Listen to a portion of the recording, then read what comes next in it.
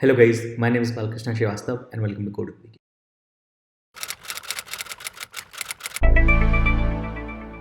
So this is a video for ISC Computer Science Class 12th students who will be appearing for their 2025 boards exams in a couple of months. So this video is divided into three parts. In the first, we see how do you prepare for your exam. The second part is what should be your preparations for when you are near the exam, when you are actually about to appear for the exam. Okay, right, maybe a day before the exam or during the exam. And the last one is going to be a little more philosophical, that why do we give this exam and what should be our mindset behind this. So the very first thing that you should do whenever you're appearing for a standard paper, okay, be it your boards paper, be it your JE paper, be it your medical instant exams, be it your post graduation gate papers, be it your college examinations, you should first of all have a look at the previous year's question papers. That's the most important thing, because in the end you'll have to be solving that paper, right? And this sounds very obvious that all of you must have had a look at previous year's question papers, but a lot of you might not have yet seen the previous year's papers, so please do that. Okay, the paper follows a pattern, and if you look at the questions, if you look at the pattern, you'll understand better, you'll get a better idea on what you have to prepare. Okay, so I've already posted separate videos on how to prepare for section B and section C. In this video I'll try to cover what all you can prepare for part 1 and part 2 section A. Okay, so the first thing you should be doing is, okay, getting hold of previous year's papers. Okay, second thing is the material from which you are going to prepare. Okay, now you might be having more than one material. Okay, maybe one from your school and other from your coaching, right? My idea is pick one material, okay, or maybe combine both of them, and okay, you say, okay, this is my material, right? I'm saying this because rather than just covering as much as material possible, cover one material properly and then practice questions, practice previous year's questions as much as possible. The more you practice previous year's papers and questions, the better your chances are to score higher in your actual examinations, because questions follow a pattern and they'll be very similar to what they have been in the previous years. Okay, and when I say solve previous year's papers, I actually mean you people take a pen and paper and solve. Don't write code on the system and say, okay, this is the running. You don't have to solve data structure problems, or you're not appearing for an interview, or there is no time limit on which you have to solve a question. There is no competition here. You have to write solution on a pen and paper on which you will be marked. The examiner will be checking if you follow all the requirements. So when I say solve, it means for questions in section B, C, A of part 2, you must be solving them on a piece of pen, on a piece of paper. Pen and paper practice is must for part 2. Buy one of those ruled sheets. Don't solve it in your notebook, right? Because you will not be getting a notebook in your exam. Buy ruled sheets from the market, right? And solve questions from the previous year's papers just as exactly you would in your boards exam. That will give you a very solid practice. So the prelim exams that you people have, and I guess all schools have, some schools have pre-prelims as well. The idea of that paper is that you get into this habit of solving the paper in the given pattern with the right approach on your paper, okay, with on pen and paper, right? Problem with that is you people appear for those exams under so much pressure that you want to score well, you want to score well. The idea is that you should get used to in this habit of writing solutions on the paper, and that's why when you're practicing at home with a timer, right? If your paper gives you 3 hours, you give yourself 2.5 hours, okay, and take your time. Okay, you just see, okay, this is question 1, you write question 2, question 3, and solve peacefully. Get the right answers. Keep your presentation correct, because presentation is the key when you're solving boards papers, right? Now if you want to compare, you have two kinds of foods that you can eat, right? Food on plate 1, food on plate 2. Now plate 1 is very clean, nice and tidy, it is very shiny, and that, but the food there is okay, is good, is okay, average, right? And you have another plate. The plate does not look very nice, it does not look very clean, but the food there is amazing, right? A lot of you will now say, no, I'll take the plate too because I'm a street food guy. That's okay, I understand. But the general comparison here is the presentation of whatever you're trying to eat is very important. That's why it looks more delicious compared to the other, right? Very similar is the approach when you're trying to solve a paper. If you scribble too many things here and there, you don't give enough spaces, right?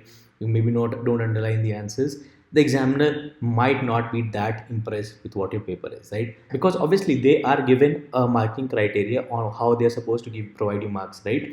But a good presentation on your paper will create a bias in favor of you. So maybe if you have done some silly mistake that he may ignore. I'm not saying the examiner, he or she will, but may, because the presentation is great. So presentation in short is very important, and that actually comes in practice when you're actually solving papers at your home. You're solving previous year's papers properly the way you would do in your board exam. Sit on a table and chair, mark your clock, start solving. Okay, presentation should be important, and solve previous year's paper. And when I say solve previous year's paper, it means on proper paper, on a rule sheets, your rule sheets, time and solve. Okay, and the entire idea of your preparation should be, you should practice as much as possible. For part one, where you have objective questions, right, and maybe questions like these. If you look at, okay, let me just go at boards 2024. Okay, so part for question one, this is just objective. In this case, I will not ask you to write these answers on a paper, right? That is a waste of time. You can just simply take on the sample papers. That's okay. So if you want to score higher in this section, you should solve as many as questions possible, because these don't take any time. All you have to do is take an answer, right? And if you come across a question of which you don't know the solution, go and find the solution for that question. You can Google, you can ask me, you can ask some other person that you follow, you can ask a friend. But if you come across an objective question, an MCQ question, or this assertion reasoning question that you don't know the answer of, please find the answer. Because if you're solving 10 questions, right, say for 5 you know the answers, for 5 you don't know the answers, but you're saying, okay, I don't care about the answer. You have to care about the answer. This is what your learning is. There's no point practicing if you don't look for the solutions. And this was a major mistake I did when I was preparing for my coding interviews, right? I mean, I used to look at the problem, I used to code, I was like, okay, this is not working for me, I used to leave it. I never went back and looked at the entire solution, code it on my system, and got the right out. Okay, so looking at the solution when you are solving objective questions is very important. And if you want to score higher in objective sections, you have to, I mean, solve as many as papers possible. You have to go till maybe last 10 years to get as much as a variety of practice. Okay, and again, this does not take time. You just have to take mark questions. So that's okay, right? For example, I will never ask you to solve this same infix to postfix 10 times. Obviously, if you're solving a paper, it is a part of that 3-hour process. Okay, you're focusing on your presentation, then that's okay. But if you have practiced it twice or thrice, that's fine as well, right? Infix to postfix, you have infix to prefix, maybe practice twice or thrice, and that's okay, right? Then again, row measure wise, column measure wise calculation is very standard. You solve 10 questions, you solve 2-3 questions, your practice remains the same. Again, if you're practicing solving the entire paper on a sheet, then that's okay. Okay, for questions like this part 3 and part 4, more the variety, better your practice, and more variety you get by looking at the previous year's papers. And again, these don't take any time to solve, right? Section A questions are part 2 questions are longer. You have to create a table, then you have to create a K-map. That takes more time.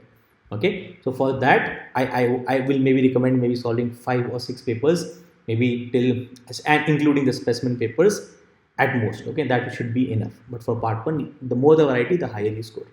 Okay, for your programming questions, okay, in section B and section C, there is no point writing the solution on the system and then running the code, because that you won't be doing that in an exam.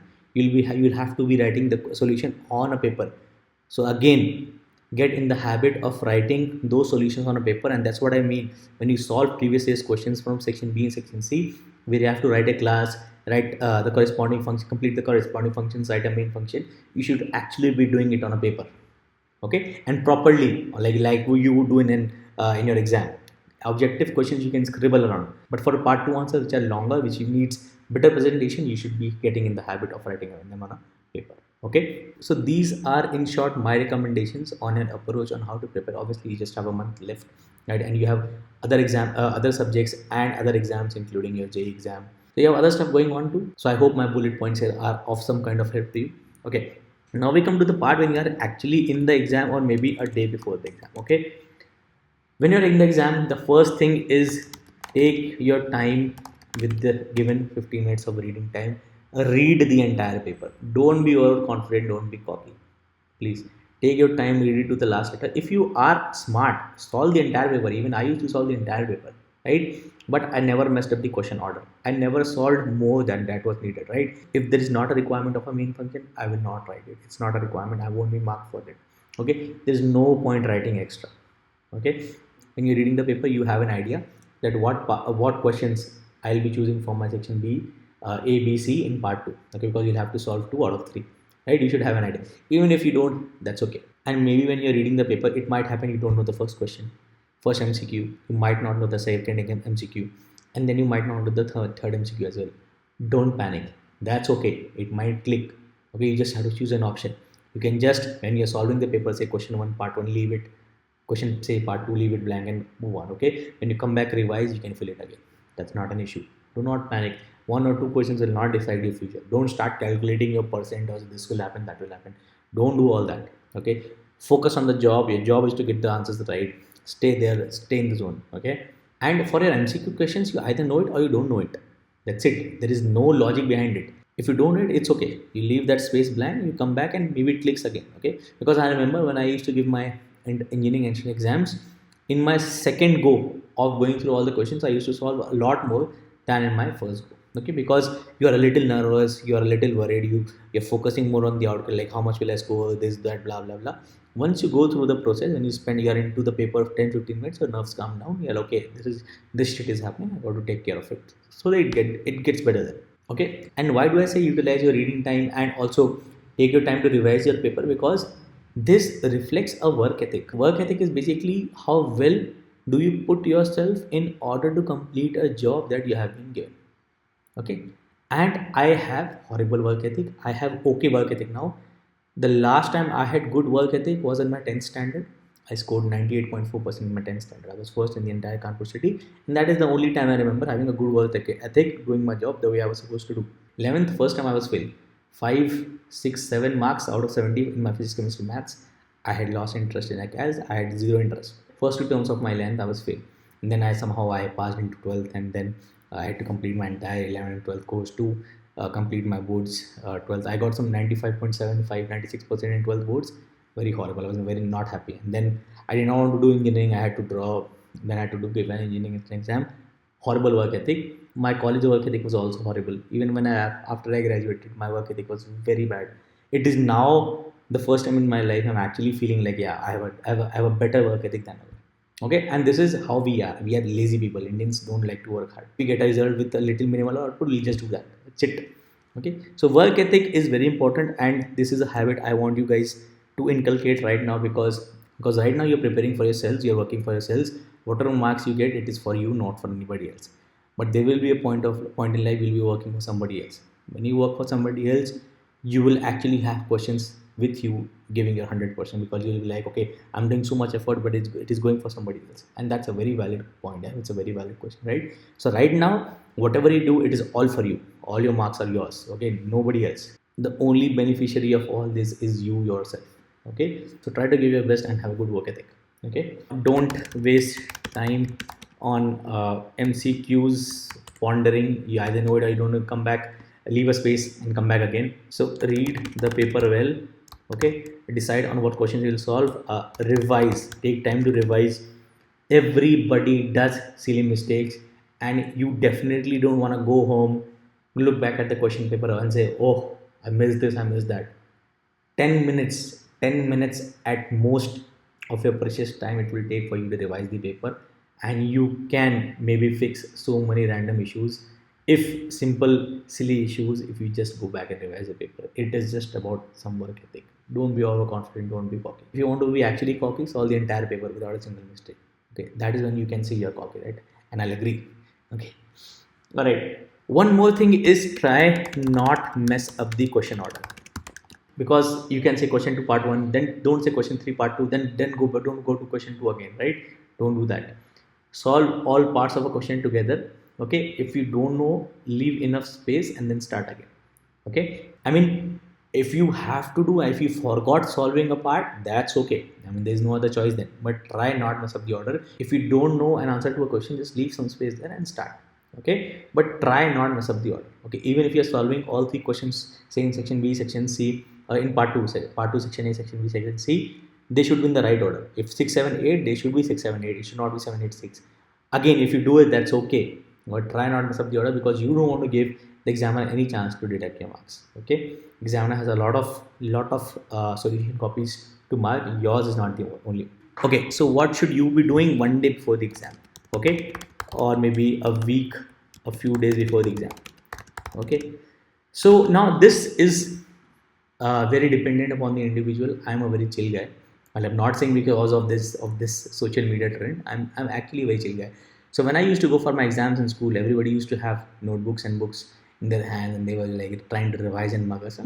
I was like, what difference would a 5 minute mug up session? I mean, very when you're not focusing, you're chatting with your friends. I see people riding scooters on school with their exam notebooks and books on, and I'm like, this never is.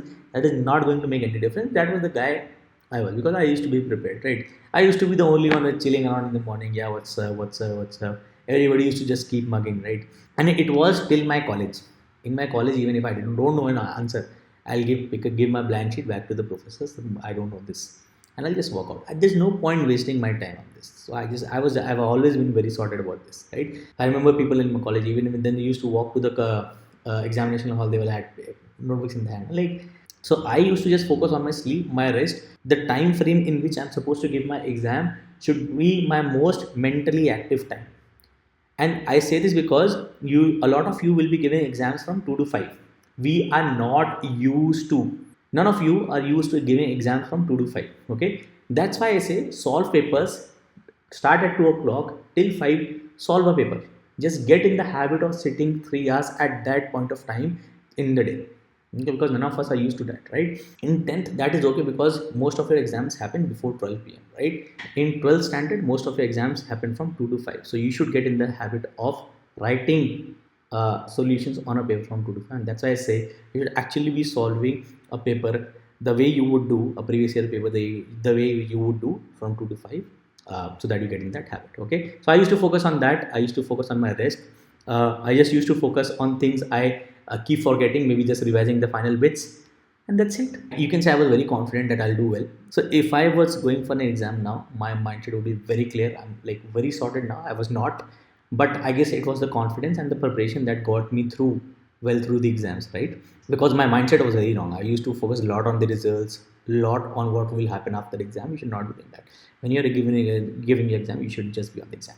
So I'll tell you one incident from my class 10th standard exams. So Kanpur has a very popular coaching center. It's called Science Point, right? And there was an instructor from that coaching. I guess he was the owner or instructor. I don't know. So he knew my name. I don't know him because I never went to coaching till my 10th standard, right?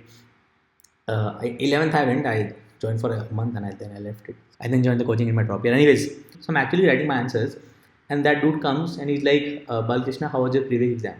So now my focus has shifted back to the dude. Then I go back to writing my solution. And then I see that in my geography paper from question 2 part 1, I've skipped everything, and my part 2 is from question 3. So everything from question 2 part 2 to question 3 part 1 is gone. But then I used to solve the entire paper.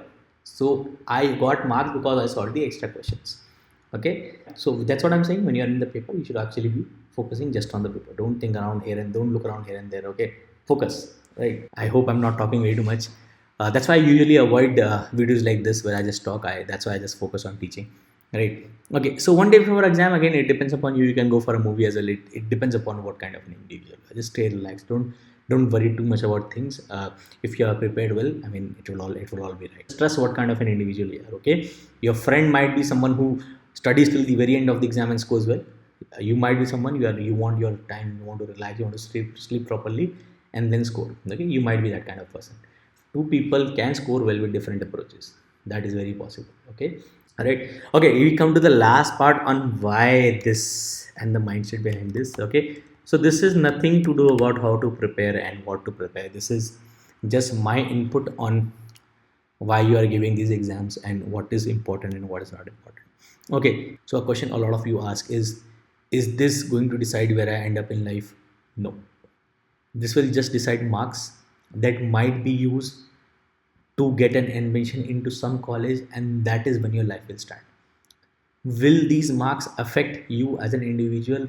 Yes, because they will reflect on on how can you perform under pressure whenever there is another opportunity in your life, right? For example, if you're not very well prepared for the exam, but for the next 15-20 days you push yourself and you score much more than you expected, this is gonna set a reference point in your life, so that whenever in life again you are faced with a similar situation where you have to solve something, you have to get beyond something, and the time is limited and resources are limited, but you tell yourself that I've done it again, done it once, I'll do it again. Okay, so all this exam preparation, all this work ethic is actually for you developing yourself as an individual, because that is how you are going to take yourself forward in life. All these habits that you inculcate right now, this will make you up as an individual, right now you are working for yourself. What do I mean by this is, a lot of you will be going for jobs in the future, right? There will be a point you'll be working just for money, just for your salary, but you'll be working under some company, under some boss, right? So in that scenario, you're working a lot, you're working very hard. All that effort is not 100% for you. A lot of it goes to the company, right? Right now, all these marks are just for you. Okay, and don't focus on the marks is just an outcome, right? How will you prepare, how will you handle the process situation? I mean, so many things start going into your mind. How much percent will I get, blah blah blah blah blah blah blah blah. You have to let it all go, right? And a lot of you who play sports will understand this. When you're going out, I used to play as a center forward of my like hockey team. I a horrible center forward, because I used to think a lot. When you are playing a sport, you just have to watch the ball. Most of the sports involve the ball, right? You just have to watch the ball, focus on the basic, and that's it. That is it. When you're giving a paper, you just focus on the paper. You just have to write answers. That's it. So paper will not decide where you end up in life, but it does not mean that you don't work hard. And that is what I mean by developing good work ethic from a young age. I mean, if you have good habits, that will take you a very long way, right? The problem with the education system is it is just pushed upon us as a burden. So if you think of your exam as objectively as possible, objectively means you will be zero emotionally attached. Okay, your job is to solve questions, write answers, leave out the examination hall. That's it. No more fuss, no here and there about it, no more discussion. This is my boards, this is my boards paper, blah blah blah blah. That is all just very stupid.